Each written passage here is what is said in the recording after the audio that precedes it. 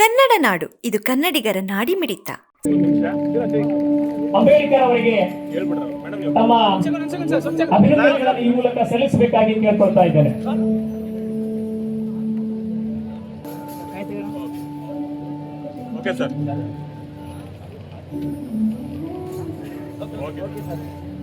ಓದು ಓದು ಓದು. ಅಂಬೇಡ್ಕರ್ ಜಯಂತಿಯ ಎಲ್ಲರಿಗೂ ಬಾಬಾ ಸಾಹೇಬ್ ಅಂಬೇಡ್ಕರ್ ಜಯಂತಿಯ ಹಾರ್ದಿಕ ಶುಭಾಶಯಗಳು.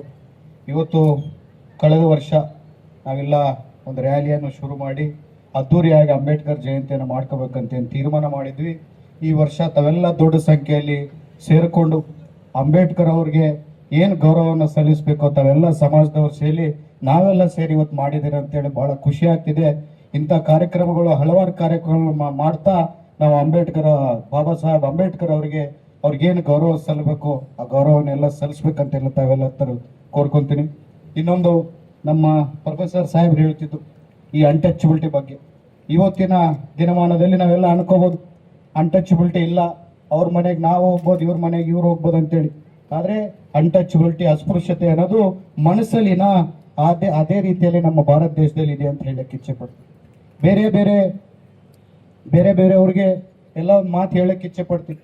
ಕೆಲವಷ್ಟು ಮಂದಿಗೆ ನಾನು ನಮ್ಮ ದಲಿತರ ನಾಯಕರ ಹತ್ರ ಮಾತಾಡಿದಾಗ ಯಾವ್ದನ್ನ ರಿಸರ್ವೇಷನ್ಸ್ ಜನರಲ್ ಸೀಟ್ಗೆ ಅಂತ ಅದಕ್ಕೆ ರಿಸರ್ವೇಷನ್ಸ್ ಇಲ್ದಾಗ ಓಪನ್ ಸೀಟ್ಗಳಿದ್ದಾಗ ನೀವು ಕಂಟೆಸ್ಟ್ ಮಾಡಿ ಅಂದ್ರಾಗ ಅಯ್ಯೋ ಅಣ್ಣ ನಾವು SC-ಗಳಾಗಿ ಜನರಲ್ ಸೀಟಿಗೆ ಕಂಟೆಸ್ಟ್ ಮಾಡೋದು ಹೆಂಗಂತ.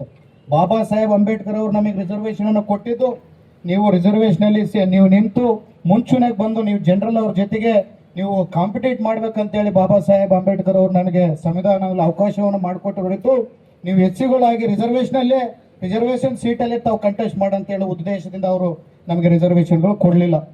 ನಾವು ರಿಸರ್ವೇಷನ್ ಅಂದರೆ SC ಅಂದರೆ SC ಸೀಟಲ್ಲೇ ನಿಂತ್ಕೋಬೇಕು, ST ಅಂದರೆ ST ಸೀಟಲ್ಲೇ ನಿಂತ್ಕೋಬೇಕಂತೇಳಿ ಒಂದು ಕೆಟ್ಟ ಆಲೋಚನೆಯಲ್ಲೇ ತಾವೆಲ್ಲ ಮನಸ್ಸಲ್ಲಿ ಇಟ್ಕೊಂಡಿದ್ವಿ.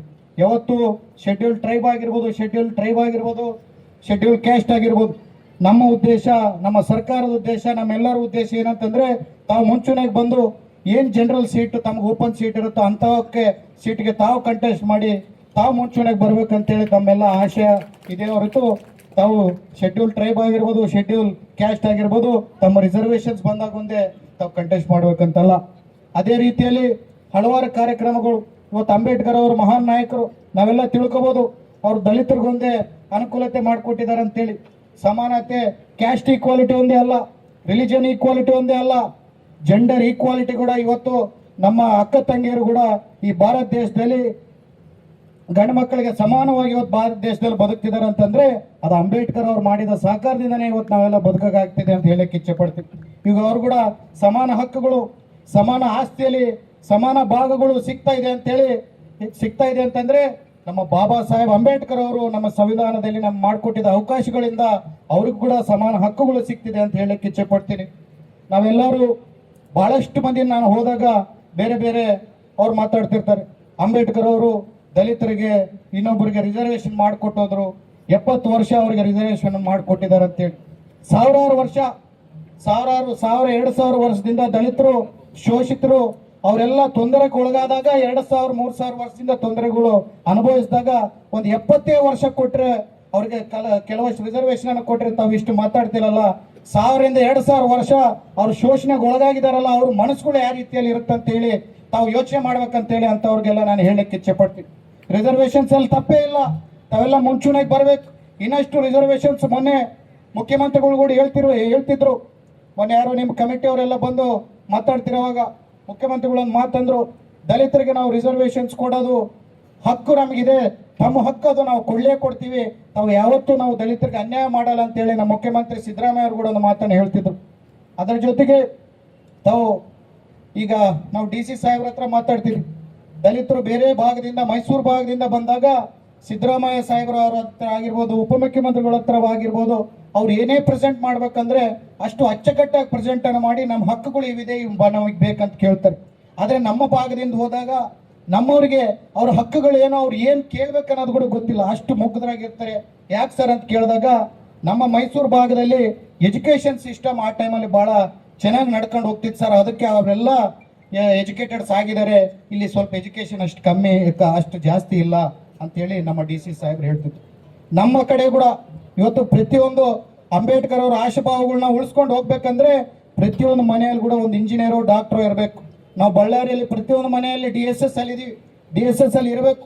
ನಮ್ಮ ಸಂಘನ ಕಾಪಾಡ್ತಾ ನಮ್ಮ ದೇಶನ ಕಾಪಾಡಬೇಕಂದ್ರೆ ಪ್ರತಿ ಮನೆಯಿಂದ ಒಂದು ಡಾಕ್ಟರು ಇಂಜಿನಿಯರು ಆಗಿ ಬಂದಾಗೆ ಬಾಬಾ ಸಾಹೇಬ್ ಅಂಬೇಡ್ಕರ್ಗೆ ನಾವು ನಿಜವಾದ ಮರ್ಯಾದೆ ಕೊಟ್ಟಂಗೆ ಅಂತ ಹೇಳಕ್ಕೆ ಇಚ್ಛೆ ಪಡ್ತೀವಿ. ಅದ್ರ ಜೊತೆಯಲ್ಲಿ ನಾವು DC ಅವರು ಮುಂಬರುವಂಥ ದಿನಮಾನದಲ್ಲಿ ಬಳ್ಳಾರಿಯಲ್ಲಿ ಎಜುಕೇಷನ್ಗೆ ಭಾಳಷ್ಟು ಹೆಚ್ಚಿನ ಒತ್ತು ಕೊಡಬೇಕಂತೇಳಿ ಡಿಸ್ಕಷನ್ ಮಾಡ್ತಿದ್ದೀವಿ. ಅದ್ರ ಜೊತೆಗೆ ಬಳ್ಳಾರಿಯಲ್ಲಿ ನಾನು ನಿರ್ಧಾರವನ್ನು ಮಾಡಿರೋದು ಡಾಕ್ಟರ್ ಬಾಬಾ ಸಾಹೇಬ್ ಅಂಬೇಡ್ಕರ್ ಅವರ ಹೆಸರಿನಲ್ಲಿ ಒಂದು 10 ಕೋಟಿ ರೂಪಾಯಿಯಲ್ಲಿ ಲೈಬ್ರರಿಯನ್ನು ತೆಗಿಬೇಕಂತೇಳಿ ನಾವು ನಿರ್ಧಾರವನ್ನು ಮಾಡಿದ್ದೀವಿ. ಯಾಕೆ ಮಾಡ್ತಿದ್ದೀವಿ ಅಂತಂದರೆ ನಮ್ಮ ಬಳ್ಳಾರಿ ಹಿಂದುಳಿದ ಪ್ರದೇಶ, ನಮ್ಮ ಬಳ್ಳಾರಿಯ ಮಕ್ಕಳು ಓದ್ಕೊಂಡ್ರೆ ಬಳ್ಳಾರಿಯಿಂದ ಒಂದು IAS IPS ಬಾಬಾ ಸಾಹೇಬರವರ ಆಶೀರ್ವಾದದಿಂದ ಬಂದರೆ ನಮ್ಮ ಜಿಲ್ಲೆಗಳಿಗೆ, ನಮ್ಮ ಉತ್ತರ ಕರ್ನಾಟಕ, ನಮ್ಮ ಹೈದರಾಬಾದ್ ಕರ್ನಾಟಕ ನ್ಯಾಯ ಆಗುತ್ತೆ ಅಂತೇಳಿ ಉದ್ದೇಶದಿಂದ ನಾವು ಲೈಬ್ರರಿಗಳನ್ನ, ಹೊಸ ಸ್ಕೂಲ್ಗಳನ್ನ ಮಾಡ್ಕೊಂತಿದ್ವಿ. ನಾವು ಇದೇ ರೀತಿಯಲ್ಲಿ ಅಂಬೇಡ್ಕರ್ ಅವ್ರನ್ನ ಸ್ಮರಿಸ್ತಾ ನಾವು ಯಾರು ನಮ್ಮ ದೊಡ್ಡ ಆಯುಧ ಕೊಟ್ಟಂತ ಅಂಬೇಡ್ಕರ್ ಅವರು ಕೊಟ್ಟಂತ ಆಯುಧ ಆ ಸಂವಿಧಾನವನ್ನು ಕೊಟ್ಟಿದ್ದಾರೆ. ಸಂವಿಧಾನವನ್ನು ಒಳ್ಳೆ ರೀತಿಯಲ್ಲಿ ಉಪಯೋಗಿಸ್ಕೊಂಡು ಈ ದೇಶನ ಒಳ್ಳೆ ರೀತಿಯಲ್ಲಿ ನಾವು ಮುಂದಕ್ಕೆ ತಗೊಂಡು ಹೋಗ್ತೀವಿ ಅಂತ ಹೇಳ್ತಾ ನಾನು 2 ಮಾತನ್ನು ಮುಗಿಸ್ತಿದ್ದೀನಿ. ಜೈ ಹಿಂದ್, ಜೈ ಕರ್ನಾಟಕ. ತಮಗೆ ಗೊತ್ತಿರುವಂತೆ ಈ ದೇಶಕ್ಕೆ ಸಂವಿಧಾನವಷ್ಟೇ ಬರೆದು ಕೊಡಲಿಲ್ಲ, ಸಂವಿಧಾನದ ಪಿತೃ, ಸಂವಿಧಾನದ ಕರ್ತೃ ಅಂತ ಹೇಳ್ತಾರೆ. ಅದ್ರ ಜೊತೆಗೆ ಅದಕ್ಕಿಂತ ಮುಂಚಿತವಾಗಿ 2 ವಿಚಾರಗಳನ್ನ ಅವರು ಈ ದೇಶದ ಜನತೆಗೆ ನೀಡಿರ್ತಕ್ಕಂಥ ವಿಚಾರಗಳು ತಮ್ಮ ಮುಂದಿಡ್ಲಿಕ್ಕೆ ನಾನು ಇಷ್ಟಪಡ್ತಾ ಇದ್ದೇನೆ. ಮೊದಲದಾಗಿ, ಸ್ವತಂತ್ರ ಪೂರ್ವದಲ್ಲಿ ಈ ದೇಶದ ಸಂಸದೀಯ ಚುನಾವಣೆಗಳು ನಡೀತಾ ಇದ್ವು. ಆ ಸಂದರ್ಭದಲ್ಲಿ ಈ ದೇಶದಲ್ಲಿರ್ತಕ್ಕಂಥ ಕೇವಲ 4 ವರ್ಗಗಳಿಗೆ ಮಾತ್ರ ವೋಟ್ ಮಾಡ್ತಕ್ಕಂಥ ಹಕ್ಕಿತ್ತು. ಕೇವಲ 4 ವರ್ಗಗಳಿಗೆ ಮಾತ್ರ ವೋಟ್ ಮಾಡ್ತಕ್ಕಂಥ ಹಕ್ಕಿತ್ತು. ಈ ದೇಶದ ಯಾವುದೇ ಜನರಿಗೆ, ಯಾವುದೇ ಜಾತಿಯ ಜನರಿಗೆ ವೋಟ್ ಮಾಡ್ತಕ್ಕಂಥ ಹಕ್ಕಿರ್ಲಿಲ್ಲ. ಈ ಹಕ್ಕನ್ನ ಡಾಕ್ಟರ್ ಬಾಬಾ ಸಾಹೇಬ್ ಅಂಬೇಡ್ಕರ್ ಯೋಚನೆ ಮಾಡ್ತಾರೆ. ಯಾವ ದೇಶದಲ್ಲಿ ವೋಟ್ ಮಾಡುವಂತ ಹಕ್ಕನ್ನು ಯಾರು ಕಳ್ಕೊಳ್ತಾರೆ ಆ ದೇಶಕ್ಕೆ ಅವ್ರೇನು ಉಪಯೋಗ ಆಗೋದಿಲ್ಲ ಅಂತೇಳಿ, ಅಂದ್ರೆ ಅಭಿವೃದ್ಧಿ ಆಗೋದಿಲ್ಲ ಅಂತಕ್ಕಂಥ ವಿಚಾರ ಮನಗಂಡು ಏನು ಅವತ್ತಿನ ದಿನಕ್ಕೆ ಈ ದೇಶದಲ್ಲಿ 4 ಜನರಿಗೆ, 4 ವರ್ಗಗಳಿಗೆ ಏನು ವೋಟ್ ಮಾಡೋಂತ ಹಕ್ಕು ಕೊಟ್ಟಿದ್ರು. ಮೊದಲನೇದಾಗಿ ಆ ಸಂದರ್ಭದಲ್ಲಿ 1920ರಿಂದ ಆಚೆ ನಾನು ಮಾತಾಡ್ತಾ ಇದ್ದೀನಿ.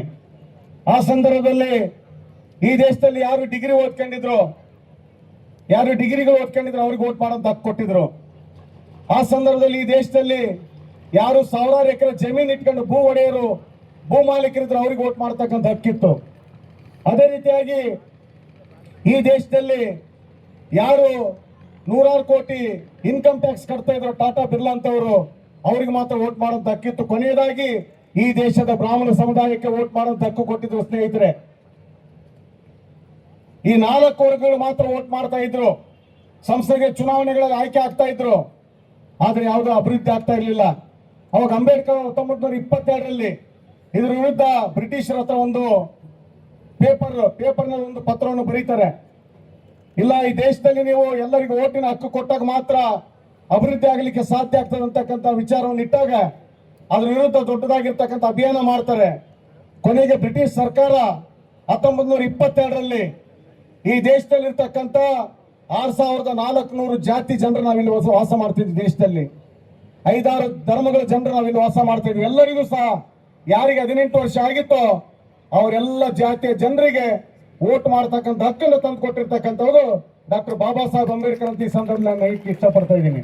ಕೇವಲ ಪರಿಶಿಷ್ಟ ಜಾತಿ ಮತ್ತು ಪರಿಶಿಷ್ಟ ಪಂಗಡಗಳಿಗೆ ಅಷ್ಟೇ ಅಲ್ಲ, ಬಾಬಾ ಸಾಹೇಬ್ ಅಂಬೇಡ್ಕರ್ ಅವರು ಸಂವಿಧಾನದಲ್ಲಿ ಯಾವ ಒಂದು ಸಮಾನತೆಯ ಮತ್ತು ಅವಕಾಶಗಳ ಒಂದು ಅಧಿಕಾರವನ್ನ ಕೊಟ್ಟರು ಅದು ಎಲ್ಲ ವರ್ಗದವರಿಗೂ ಕೂಡ ಕೊಟ್ಟಿದ್ದಾರೆ. ಅದರಲ್ಲೂ ಏನು ಮಾಡಿದ್ದಾರೆ, ಅದರಲ್ಲೂ ಯಾರು ಹೆಚ್ಚು ದುರ್ಬಲರಿದ್ದಾರೆ ಸಮಾಜದಲ್ಲಿ, ಆರ್ಥಿಕವಾಗಿ ಮತ್ತು ನಮ್ಮ ಸಾಮಾಜಿಕವಾಗಿ ಯಾರು ದುರ್ಬಲರಿದ್ದಾರೆ, ಅದೇ ರೀತಿ ನಮ್ಮ ಮಹಿಳೆಯರು ಮತ್ತು ಮಕ್ಕಳು, ಅಂಗವಿಕಲರು, ಇವರನ್ನ ಹೇಗೆ ನಾವು ಸಮಾಜದ ಒಂದು ಮೇಲ್ಪಂಕ್ತಿಗೆ ತರಬೇಕು ಅನ್ನೋ ವಿಚಾರವನ್ನು ಮನಸ್ಸಲ್ಲಿಟ್ಕೊಂಡು ಈ ಸಂವಿಧಾನವನ್ನು ಅವರು ರೂಪಿಸಿದ್ದಾರೆ. ಬಹುಶಃ ಹೀಗೆ ರೂಪಿಸೋದಕ್ಕೆ ಅವರಿಗೆ ಹೇಗೆ ಸಾಧ್ಯ ಆಯಿತು? ಒಂದೇ ಒಂದು ಹೇಳ್ತೀನಿ, ಅದು ಶಿಕ್ಷಣ. ಆ ಶಿಕ್ಷಣದಿಂದ ಅವರು ಪಡೆದ ಶಕ್ತಿ ಜ್ಞಾನ. ಆದ್ದರಿಂದಲೇ ಅವರು ವಿವಿಧ ರಂಗಗಳಲ್ಲಿ ಅವರು ಸರ್ವಶ್ರೇಷ್ಠರು ಅಂತ ಅನ್ನಿಸ್ಕೊಂಡು ಅವರು ಕೇವಲ ಪತ್ರಕರ್ತರು ಮಾತ್ರ ಅಲ್ಲ, ಒಬ್ಬರು ರಾಜಕೀಯ ಧುರೀಣರು, ಒಬ್ಬರು ಸಾಮಾಜಿಕ ಪರಿವರ್ತನಕಾರ, ಅಷ್ಟೇ ಮಾತ್ರ ಅಲ್ಲ ವಿಶ್ವದ ಶ್ರೇಷ್ಠ ತತ್ವಜ್ಞಾನಿ. ಅವರು ಫಿಲಾಸಫಿಯನ್ನು ಬಹಳ ಡೀಪಾಗಿ ಅವರು ಓದ್ಕೊಂಡಿದ್ದಾರೆ. ಅಷ್ಟು ಮಾತ್ರ ಅಲ್ಲ, ಆವತ್ತಿನ ಕಾಲದಲ್ಲಿ ವಿಶ್ವದ ಶ್ರೇಷ್ಠ ಅರ್ಥಶಾಸ್ತ್ರಜ್ಞ, the greatest economist of those days, ಅವರು ಜೀವಿತ ಕಾಲಾವಧಿಯಲ್ಲಿ ಡಾಕ್ಟರ್ ಬಿ ಆರ್ ಅಂಬೇಡ್ಕರ್ ಅವರು.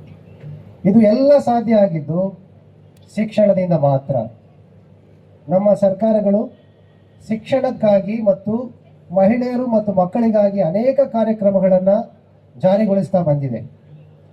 ಆದರೆ ಆ ಕಾರ್ಯಕ್ರಮಗಳನ್ನು ಜಾರಿಗೊಳಿಸುವಾಗ ನಾವು ಅಧಿಕಾರಿಗಳು ಎಷ್ಟು ಪರಿಣಾಮಕಾರಿಯಾಗಿ ಜಾರಿಗೊಳಿಸ್ತೀವಿ, ಅದರ ಮೇಲೆ ಡಾಕ್ಟರ್ ಬಾಬಾ ಸಾಹೇಬರು ಕಂಡ ಕನಸು ನನಸಾಗುವ ಒಂದು ಕಲ್ಪನೆ ನಿಂತಿದೆ.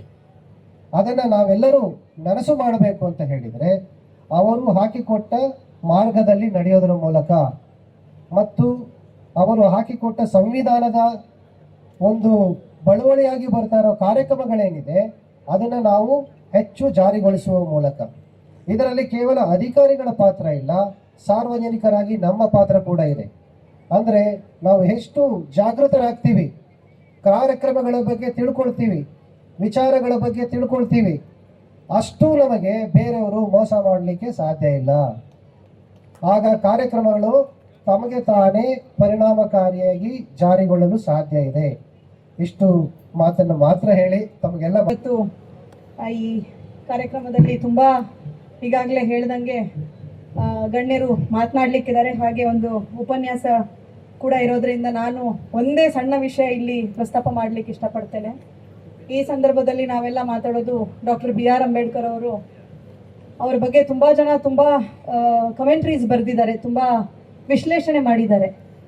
ಅದಕ್ಕಿಂತ ಹೆಚ್ಚು ಪ್ರಸ್ತುತ ಏನಂದರೆ ಆ ಕಮೆಂಟ್ರೀಸ್ ಓದೋಗಿಂತ ಬಿ ಆರ್ ಅಂಬೇಡ್ಕರ್ ಅವರನ್ನು ಓದೋದು ಒಳ್ಳೆಯದು ಅಂತ ನಾನು ಹೇಳಲಿಕ್ಕೆ ಇಷ್ಟಪಡ್ತೇನೆ. ಅವರ ಬರೆದಿರೋ ಪ್ರಬಂಧಗಳು ಅವ್ರು ಏನು ಅನ್ನೋದನ್ನು ನಮ್ಗೆ ಹೇಳುತ್ತೆ.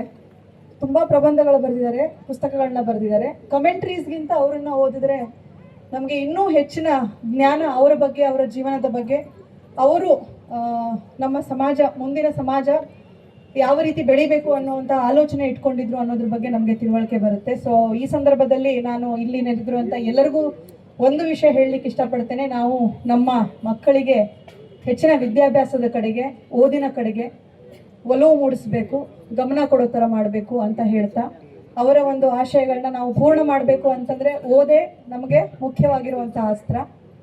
ಸೊ ಇಷ್ಟೇ ನನ್ನ ಮಾತನ್ನು ಹೇಳ್ತಾ ತಮಗೆ ಮತ್ತೊಮ್ಮೆ ಈ ಸಂದರ್ಭದಲ್ಲಿ ಶುಭ ಹಾರೈಕೆಗಳನ್ನ ನೀಡ್ತಾ ನನ್ನ ಮಾತುಗಳನ್ನ ಮುಗಿಸ್ತೇನೆ. Thank you. ಸಬ್ಸ್ಕ್ರೈಬ್ ಮಾಡಿಕೊಳ್ಳಲು ಕೂಡಲೇ ಪಕ್ಕದಲ್ಲಿ ಕಾಣುವ ಬೆಲ್ ಐಕಾನ್ ಕ್ಲಿಕ್ ಮಾಡಿ ನೋಟಿಫಿಕೇಶನ್ ಪಡೆಯಿರಿ.